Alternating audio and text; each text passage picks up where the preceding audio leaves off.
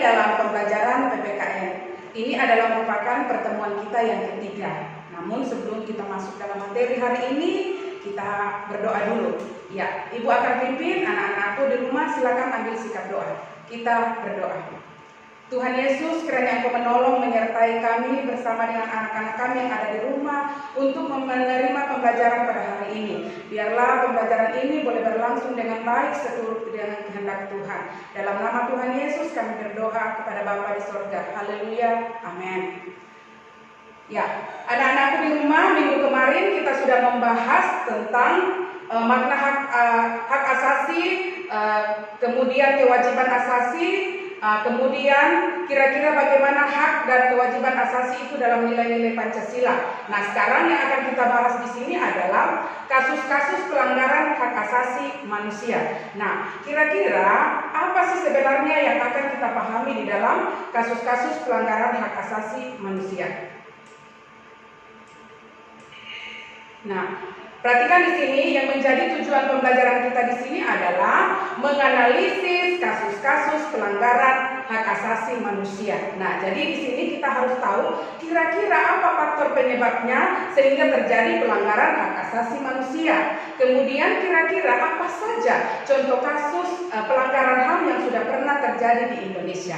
Itu yang akan kita bahas pada hari ini. Nah, coba perhatikan. Pelanggaran hak asasi yang ada di Indonesia itu disebabkan oleh dua faktor. Ya, jadi ingat, terjadinya pelanggaran HAM itu disebabkan oleh dua faktor. Nah, faktor apa saja itu? Yang pertama di sini adalah faktor internal. Yang mana itu yang dikatakan faktor internal?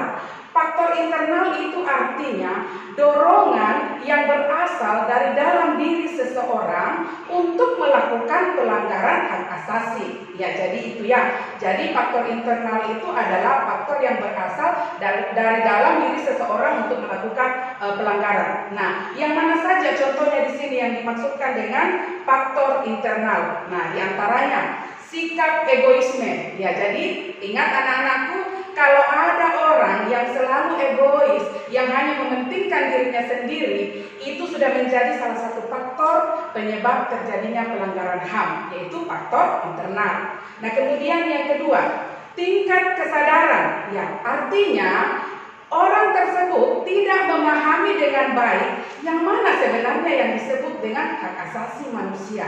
Makanya memang perlu sekali disosialisasikan supaya bisa dipahami dengan baik yang mana yang disebut dengan hak asasi manusia. Nah, kemudian di sini yang ketiga, sikap tidak toleran.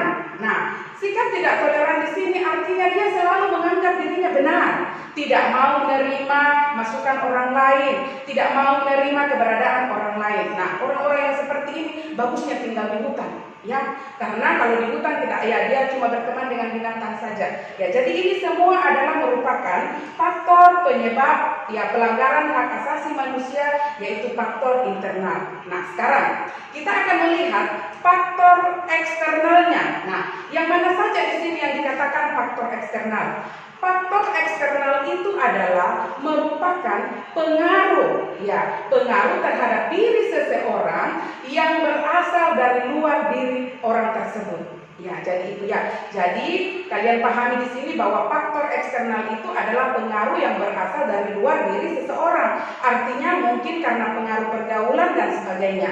Nah, yang mana saja itu? Di sini bisa kita melihat ketidaktegasan aparat penegak hukum. Nah, kadang-kadang di negara kita ini, kadang-kadang para aparat itu tidak tegas di dalam menjalankan hukum. Ya, kadang-kadang dia katakan bahwa kita harus tertib berlalu lintas. Tapi kadang-kadang ada anggota polisi sendiri yang kadang-kadang sering melanggar aturan tersebut. Itu artinya tidak tegas. Kadang-kadang juga ada orang yang melanggar, tapi karena keluarganya tidak ditindaki. Nah, ini ya, ini artinya bahwa ketidaktegasan aparat penegak hukum. Nah, yang kedua, penyalahgunaan kekuasaan. Nah, ini yang banyak sering terjadi di sini. Ya, jadi kadang-kadang kita melihat ketika dia punya jabatan, kadang-kadang dia salah gunakan jabatan itu.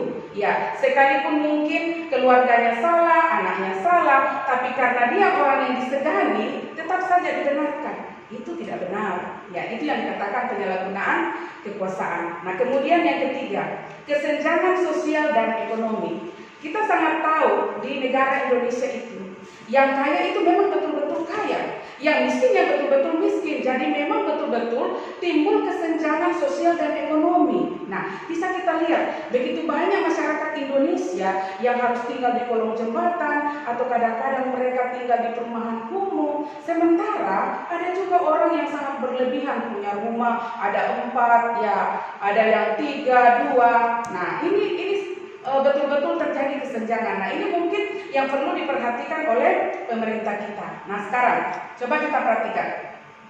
Seseorang dengan kesadaran HAM yang tinggi akan mampu menghormati, menghargai, dan tidak semena-mena terhadap hak asasi orang lain, sehingga pelanggaran HAM akan terhindari.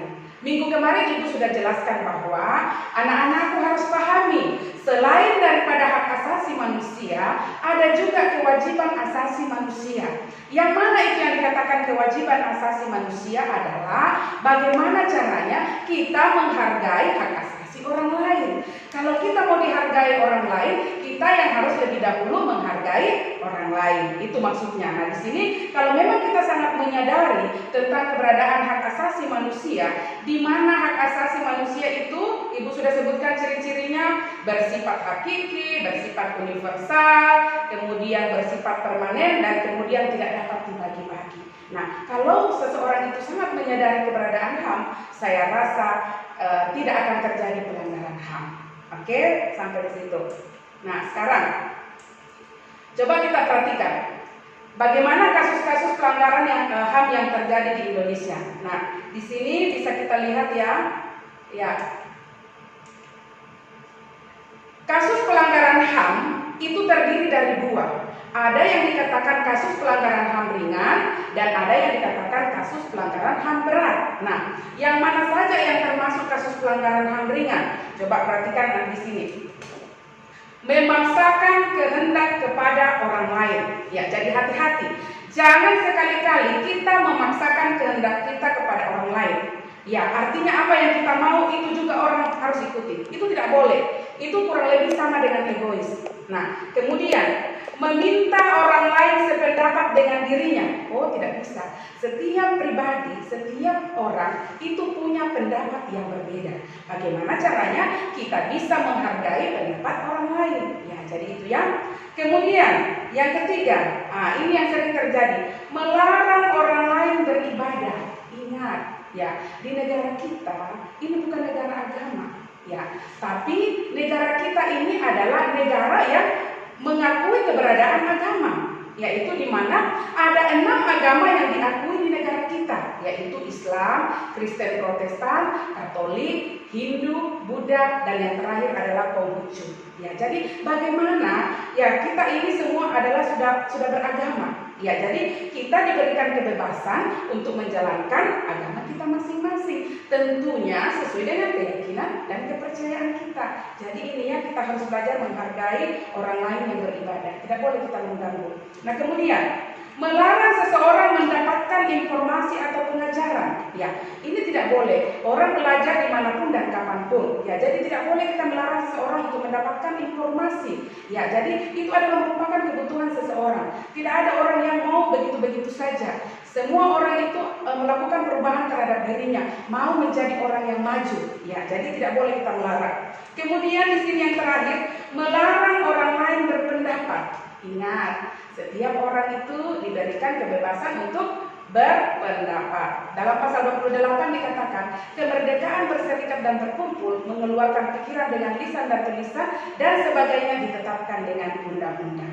Itu artinya semua orang diberikan kebebasan untuk berpendapat. Nah, itu tentang pelanggaran HAM ringan. Nah, coba kita perhatikan.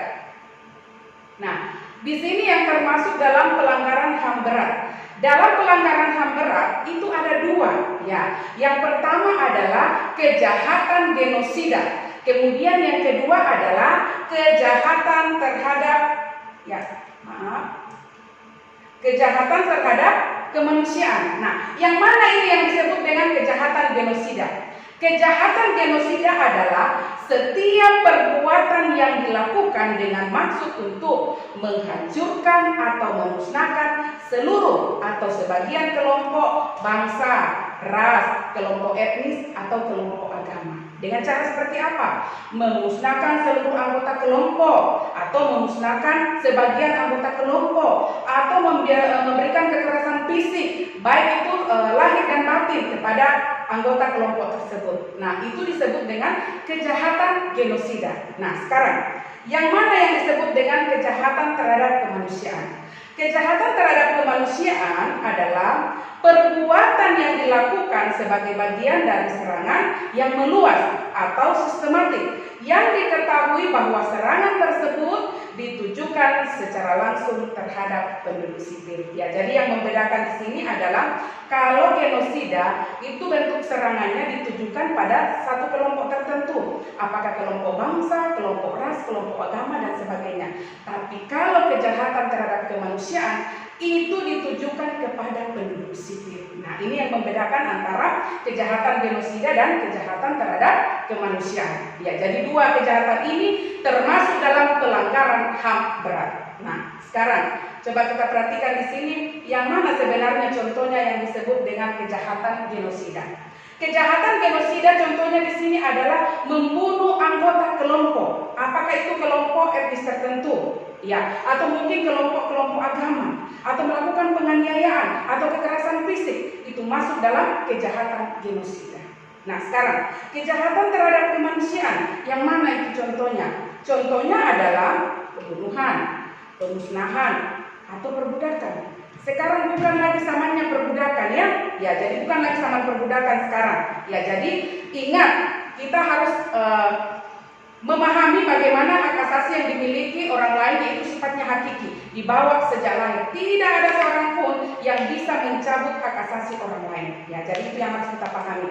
Nah, sekarang apa yang dimaksud dengan pelanggaran HAM masa lalu? Coba kita perhatikan. Ya, di sini contoh kasus pelanggaran HAM masa lalu.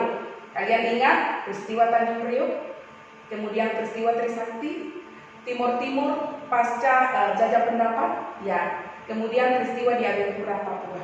Ini semua adalah contoh-contoh kasus pelanggaran HAM masa lalu. Ya, kalian bisa baca-baca, mungkin bisa anak-anakku cari di Google ini, materinya semua ini ada, ya, tentang kasus-kasus ini. Kalian bisa baca-baca. Oh, sebenarnya yang mana itu peristiwa Tanjung Priok, yang mana itu peristiwa Trisakti, yang mana itu peristiwa Timur Timur, kemudian yang mana itu yang peristiwa di Abiyapura. Silakan anak-anakku bisa diperhatikan di situ. Nah, coba perhatikan. Setiap orang harus mampu menyeimbangkan antara hak dan kewajiban. Ya, jadi ingat ini ya.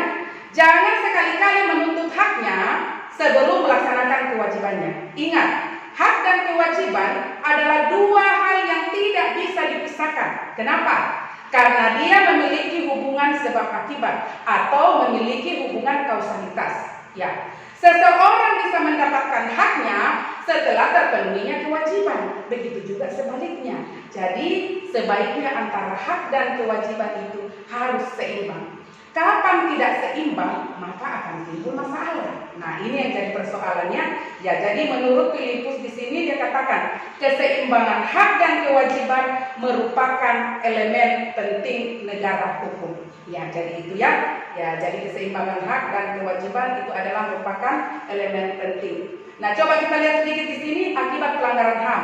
Ya, akibatnya di sini menciptakan diskriminasi dan ketidakadilan, itu sudah pasti. Yang kedua, adanya rasa dendam dan kebencian antara sesama, merendahkan harkat, derajat, martabat kemanusiaan, menciptakan kekerasan dan konflik antar sesama, menimbulkan penderitaan serta ya tersiksa lahir dan batin pada diri korban. Coba bayangkan akibat yang akan ditimbulkan dari adanya pelanggaran HAM. Ya, jadi minta tolong anak-anakku silakan dibaca-baca materinya ini ya.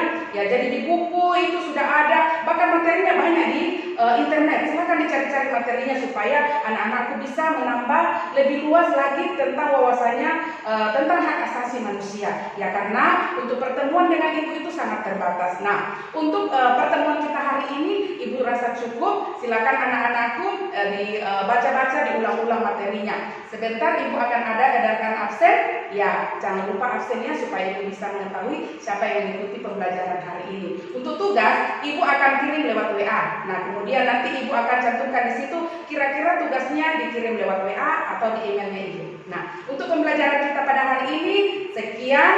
Ya, semoga anak-anak tetap semangat di rumah. Ya, terima kasih.